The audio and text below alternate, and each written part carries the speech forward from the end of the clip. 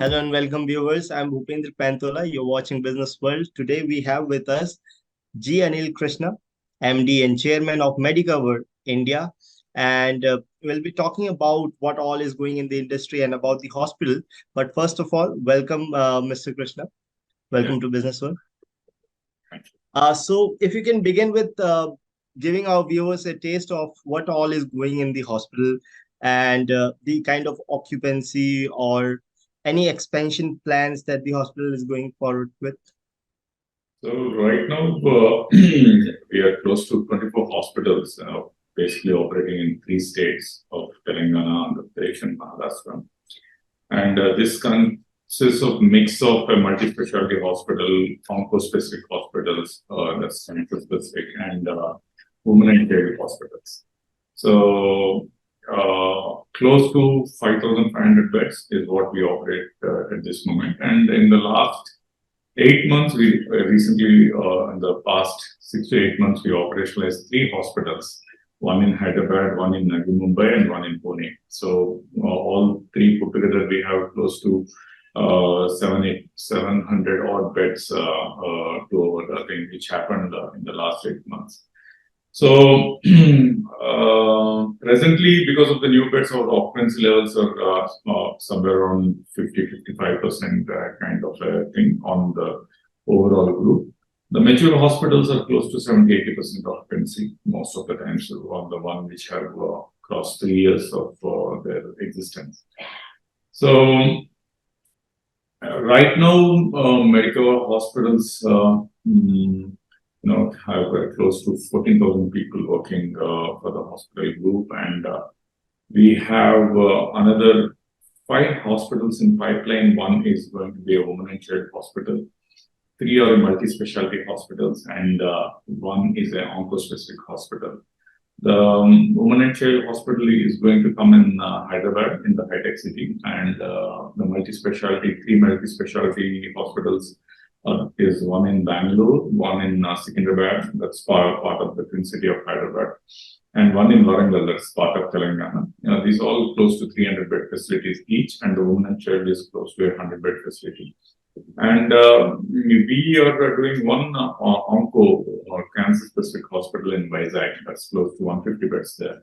So all this we expect, the women and child is getting ready maybe by month end or the next month beginning, we will operationalize that hospital. The other 3 plus 1, 4 hospitals will take anywhere between the next 6 to 12 months. We think we are going to operationalize. The work is on, and I think we'll be operationalizing those hospitals. All right. All right. So, Doctor, we have seen this approach shifting somewhere. Post-COVID weekends, we have been observing a trend that the hospitals are also, providing conditional management post-COVID, or they are providing well-being services more lately now. So, is there a similar approach that we can look forward to? The era of COVID and COVID post-COVID symptoms, those is now the COVID is done and dusted, and we are not basically into the well-being kind of a model. We basically are a multi-specialty tertiary care or a quaternary care hospitals which try to use that. But any wellness is irrespective of the COVID. We run the programs of wellness. That's preventive health. This is what not the after care. It is the preventive health care. We run the various health programs, health packages to screen your diseases from the cardiac to the neuro to the gastro and the nephro. We have various programs which run in most of the multi-specialty hospitals. Okay. So do you also provide tele-consultancy and digital service? Tele-consultancy, we don't extend beyond the hospital groups. Now we have some of the tier 2 cities where we run, where our hospitals are interconnected, with teleservices, the medical updates, the medical conferencing, all this stuff, but not beyond our hospital group. Okay. Okay. So my question was actually regarding one of the uh, problems that is ongoing is around the cyber threats and all. But now that you have mentioned that you're not that much indulged with the digital part, I don't think that it is going to be that relevant. But still, if you have to answer the importance of securing the cyberspace, how do you think that is? Basically, it's data security is core, and the health data, what we acquire is going to be, utmost importance. And we start right from the softwares which we use, the closed softwares, and we are in fact in the process of developing our own software system, which is quite looped, and most of our data records are digitalized. We are out of in many of the, at least in the metro hospitals, we are out of this paper model. We It's a paperless model. All the data which we have, which we store, or which we think is digitalized, and securing them, of course, is a challenge. And you have multiple levels of our team which work on this to make sure you're not the leaks or the whatever the hacks are prevented. All right. All right. Any loopholes do you see in Indian healthcare system that needs to be plugged in? Anything from the regulatory point of view, if Mm. applied, can leverage healthcare system? Yes, we have a wonderful model as such, a combination of a public and a private health working parallelly in this. And as far as the tertiary care is concerned, majority of this burden is taken care by the private health players. But the secondary care, the primary care, and most of it, because it's more a rural dependent market, is taken care by the government. But having said that, there are a lot of issues within the healthcare system, because the healthcare is getting complex day by day, and so is the cost of delivering the healthcare is increasing. And we, as a country, both it could be the general public in concern, the media, maybe the politicians and the political parties, the government in play, have to address the cost of delivering the healthcare. Now, more and more the governments are more, talk of healthcare for all. That's the concept. Now you have the Aragya play in the south. It started from there. Now you have the Ayushman. But I think most of these are underpriced to deliver a proper healthcare for the people, which in fact is going to harm the general public in a larger interest, because most of these complex cases where it's going to cost, I mean, you have freeze the prices to, the economics which we have. I think this will be a further problem unless and until we relook into the whole costing of the healthcare delivery. Unless and until it is fixed, the healthcare delivery or the healthcare for all will become a distant dream. All right. I read lately that the Medicare Medicover healthcare chain will be, doubling its footprint in India. So, in terms of the investment, especially when we see that there is some sort of pullback when it comes to investment overall in the market, now Medicover is also approaching to double its footprint. What are your comments on that, and how secure are you from the investment point? See, all these are short-term things, investment pullbacks and other things. But long-term, the growth story of India continues. As the economy, we are doing well. I think there will be a growing middle class, which is going to increase at a rapid pace. There will be more jobs coming, and I think the economy will be booming from here. So, as the need of healthcare is going to increase. And not only that, as a country, we have an epidemic of lifestyle disease, metabolic disorders, which is like an epidemic in our country. And so the healthcare demands on that aspect also increases. So Medicover as such is a long-term player. We don't see the short-term things. Our plans and vision stay intact. We still, continue to expand, grow, and add more hospitals, which take healthcare to more families. All right. All right. As we know that healthcare industry in itself is, highly contributes to greenhouse effects. I think it's about 5%, around 5% contributor to global carbon emission. Is there any approach that the hospital is taking towards sustainability?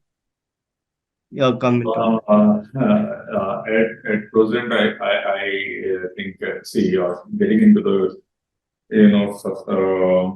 emissions and other stuff. You can't avoid what do you call the debris from the hospital debris to come down. That's for sure. But what hospitals can literally do is on the power consumption, getting solarized, or you can indirectly cut the cost of emissions or decrease the emissions. But it all requires an investment. So at this moment, I'm sorry to say that we are not into that zone, but probably maybe once our plans of expansions are settled, probably we'll try to invest on that. All right. Any mergers and acquisitions? No, we are basically looking into acquiring any hospital chains as such. We want to do a organic growth on ourselves. There's no inorganic buying of chains or any hospitals at this moment.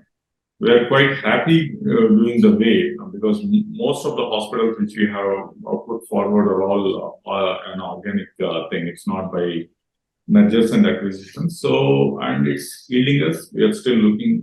We have a concept of taking over the sick hospitals, if at all there are any within the geographic areas which we are working. So, any of this, we take, and we are an asset-light model. We generally don't invest on the real estate and the building space. So, we are happy doing this model. I think we will be continuing this model. Okay. So Medicover is also based out of Sweden. How much, if you have to comment on the medical tourism part, how much of the revenue comes from medical tourism, and how do you see the overall medical tourism booming in India in the healthcare space? I think,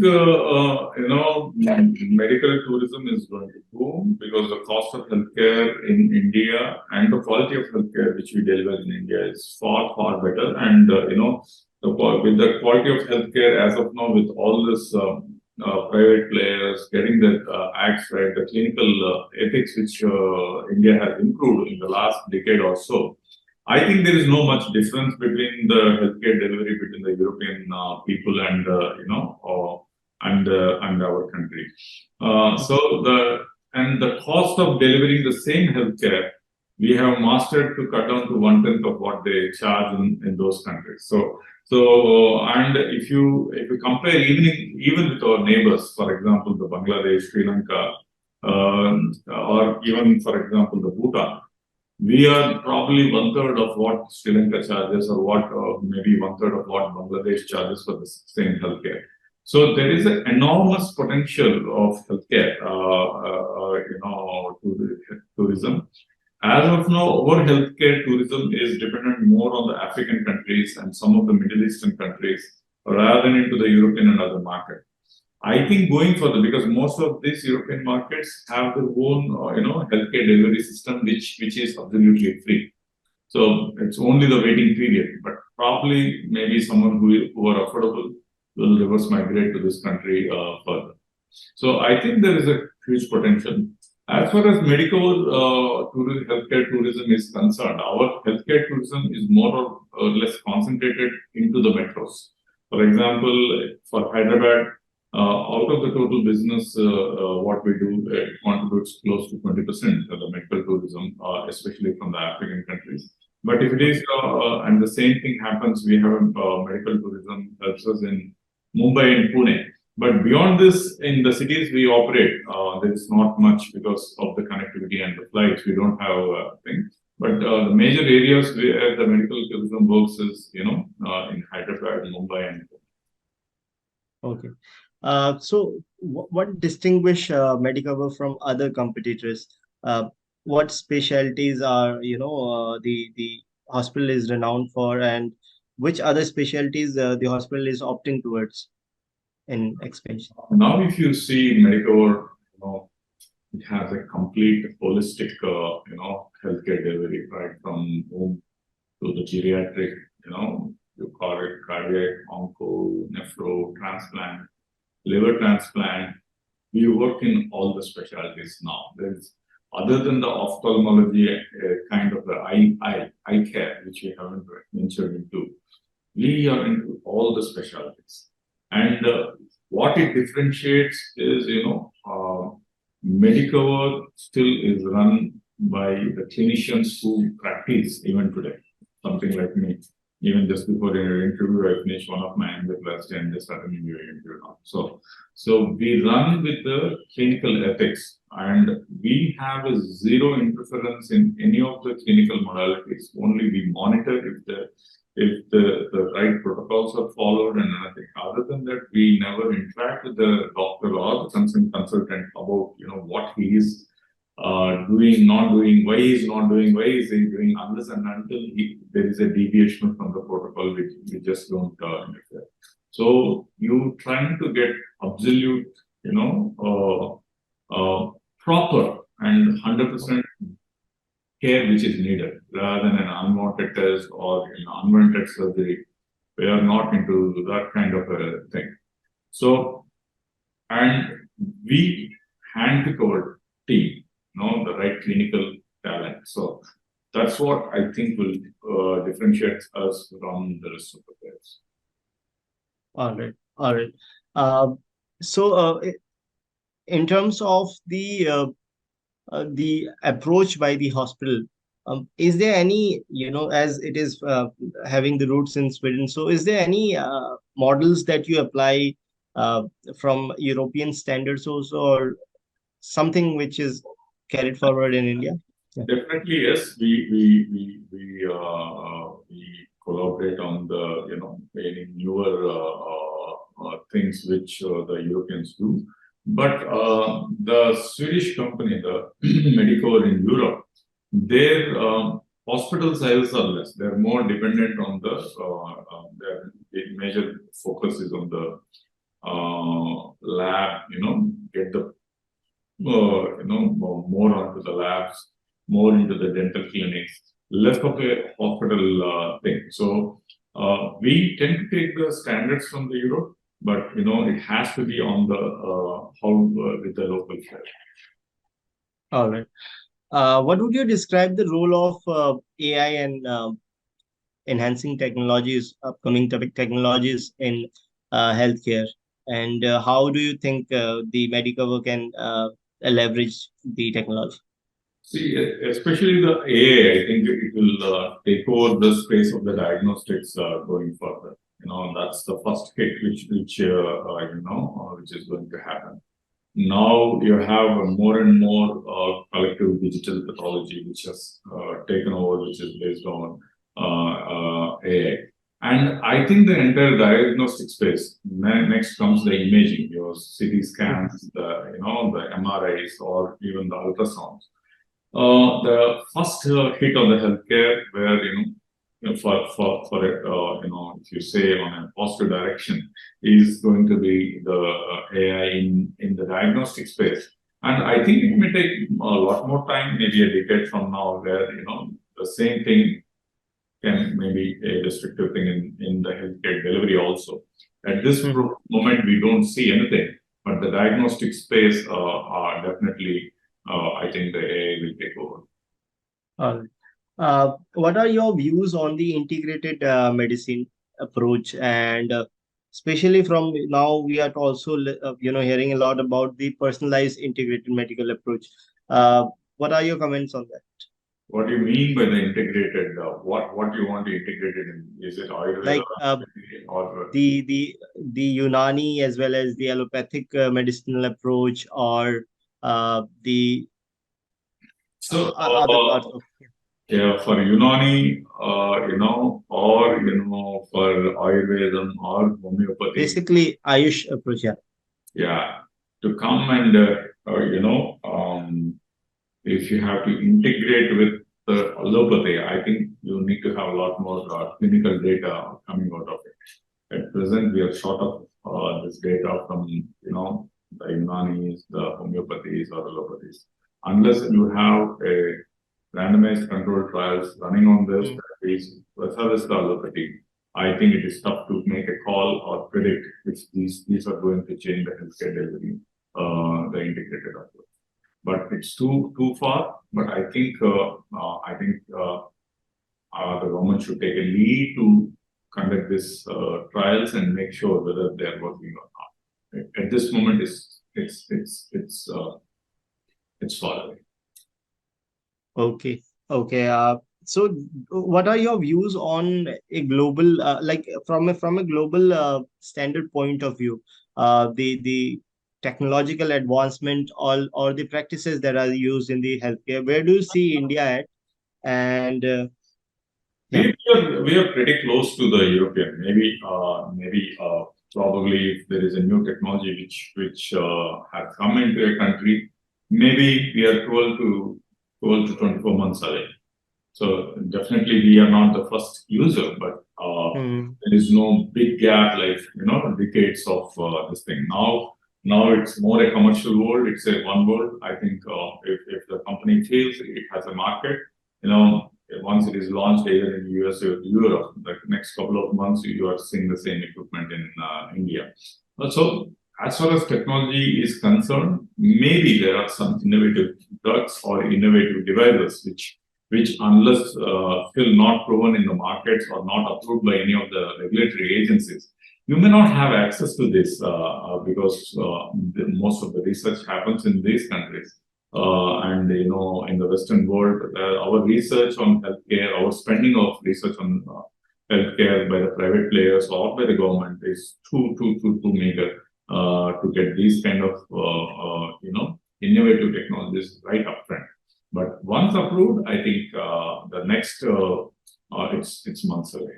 Anything else that you'd like to say for the patients? And no, before that, I had this question in my mind, from the R&D point of view. I mean, in terms, like, if we compare um, R&D allocation, but budgetary allocation in India, it's very minuscule. I mean, it's 0.5% of the GDP.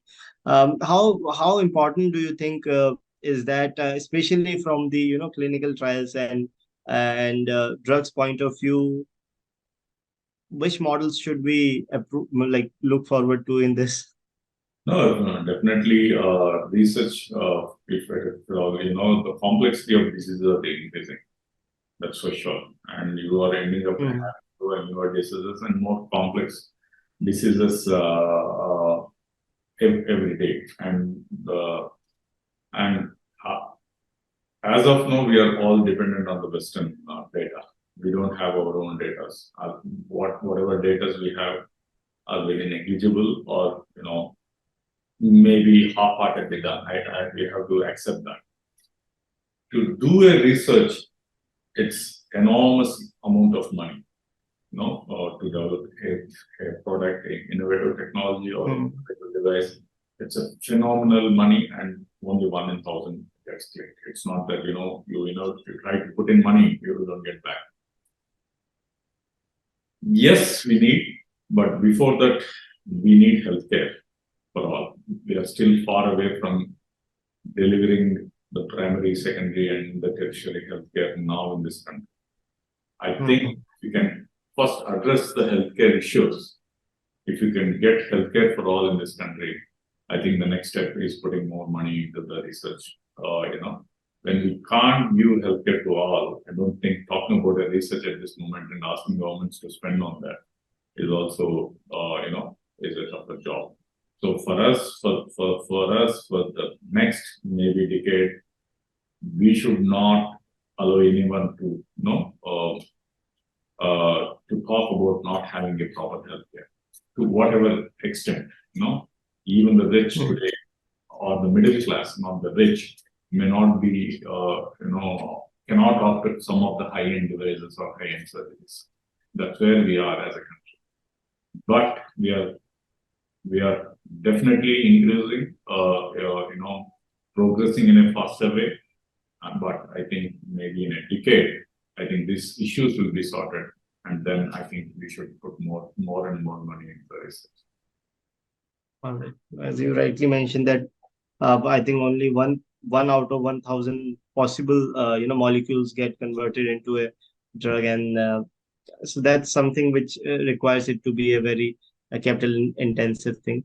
And so the democratization of healthcare thing, as you say, that it is the first priority. And but do you think the technology approach or the digitization approach uh, can plug in this gap, can make the healthcare democratized? Yeah, to some extent now, the digital records for all, the government has started the health records by the government of India. I think all this, you won't see a upfront change in decreasing the cost, but if you see on a long run, these are going to play major roles, in decreasing the cost, healthcare cost.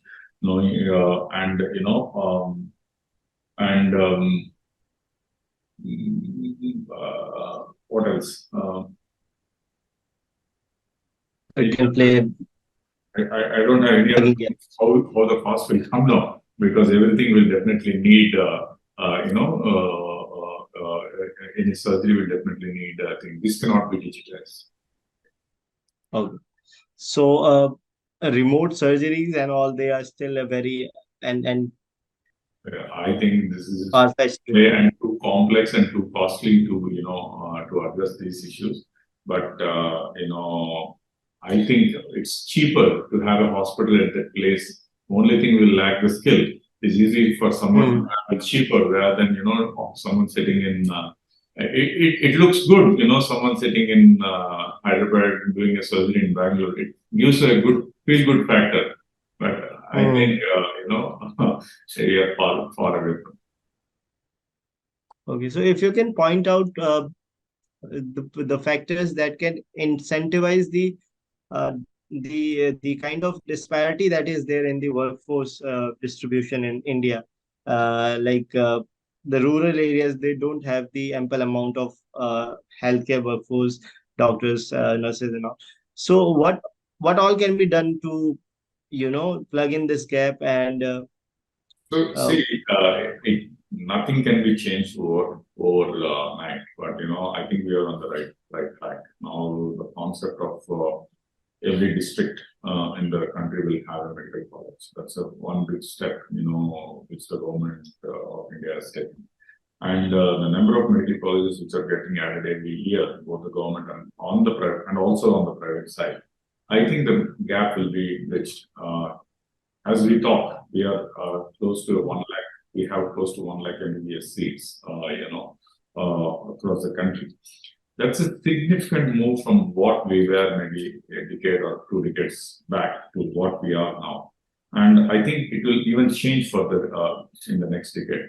So I think the same way, all these measures eventually will end up doctors moving to the rural areas, setting up hospitals. The government is spending more on the primary health care in most of the states. It takes time, but I think we are on the right path, and we will be able to deliver healthcare even into the the tertiary healthcare even into the rural areas. So all right, all right. the So I think we have covered. private players will take time because the economics won't work at this moment. But definitely, I think the public healthcare and the government of India is on the right path. All right, all right. I think we have touched over most of the questions that I have had, that I had, and so it was pleasure talking to you, Dr. Krishna.